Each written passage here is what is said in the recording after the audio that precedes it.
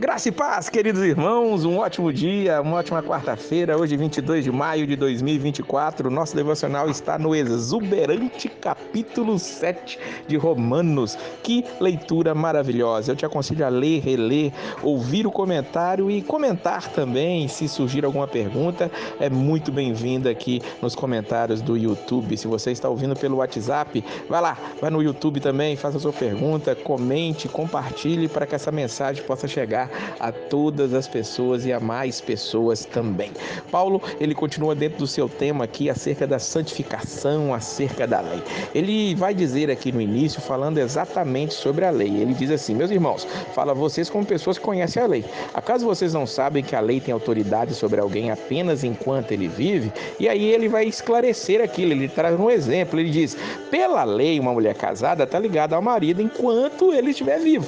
Mas se o marido morre, ela está livre, ela pode casar-se de novo se o marido morrer. Por isso, se ela casar com outro homem enquanto seu marido ainda estiver vivo, será considerada adúltera. Mas se o marido morrer, ela estará livre daquela lei e mesmo que venha se casar com outro homem, não será adúltera. E aí ele diz: assim também vocês morreram para a lei. Ou seja, aquele antigo marido, aquela lei, aquele que era o senhor de vocês, ele morreu para vocês. Como? Por meio do corpo de Cristo. Cristo morreu, nós morremos com ele, estamos crucificados com Cristo. Então, a crucificação significa a morte. Isso para quê? Para que nós pertençamos a outro, aquele que ressuscitou dos mortos, a fim de que venhamos a dar frutos para Deus. Paulo faz isso tudo nos 4 primeiros versículos desse capítulo. E aí ele vai dizer: e a lei e o pecado? Como é que funciona isso? Que diremos então? A lei é pecado? Pergunta ele no versículo 7. E ele mesmo responde: de maneira nenhuma. Paulo, na verdade, vai dizer mais para baixo, no versículo 12, que a lei é santa, o mandamento é santo, justo, bom. No versículo 14, ele diz que a lei é espiritual. E no versículo 22, ele diz que tinha prazer da lei de Deus no seu íntimo. E aí nós vamos dizer aqui, nós vamos ver ele falando no versículo 7, eu não saberia o que é pecado. Paulo está dizendo: eu não saberia o que é pecado a não ser por meio da lei.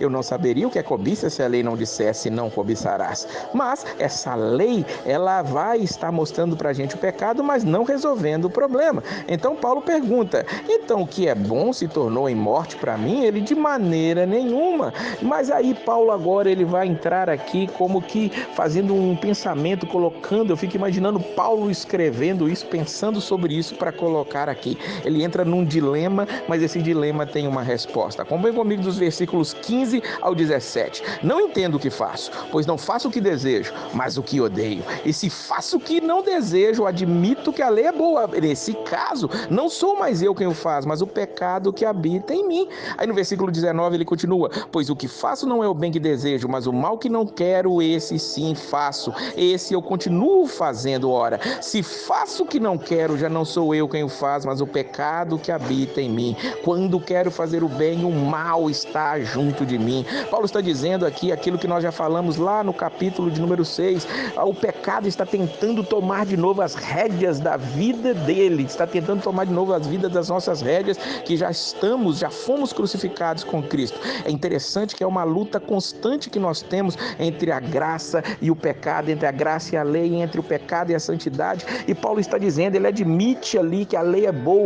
Ele vai dizer mais dentro, aqui no versículo 22, no meu interior eu tenho prazer na lei de Deus. Mas ele vê nos seus membros outra lei atuando, no seu corpo, nos membros do seu corpo, diz o versículo 23, guerreando contra a lei da minha mente. Na mente, ele sabe, por dentro ele sabe que a lei de Deus é boa. Nos seus membros ele vê uma guerra, algo puxando para os desejos pecaminosos, para os desejos errados. E agora, o que ele pode fazer? Ele diz assim no versículo 24, miserável homem que sou, quem me libertará do corpo sujeito a essa morte? E ele mesmo responde no versículo 25, graças a Deus por Jesus Cristo nosso Senhor, de modo que, com a mente, eu próprio sou escravo da lei de Deus, mas com a carne, da lei do pecado. Paulo, ele não se acomodava em seu pecado. Ele sabia que era um salvo em Cristo Jesus, e ao saber que somos salvos, ao saber que fomos justificados, isso de uma vez por todas, isso não pode ser revogado, não Não existem ex-filhos, ex-justificados, justificados, sempre justificados,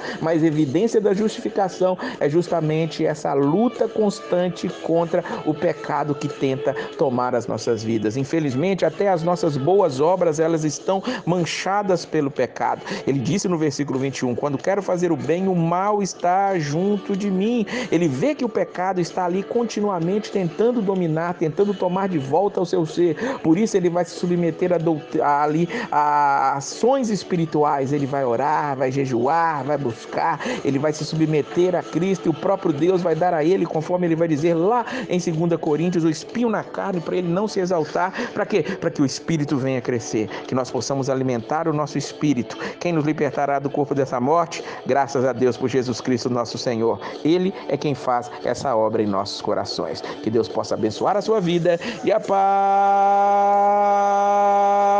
do Senhor.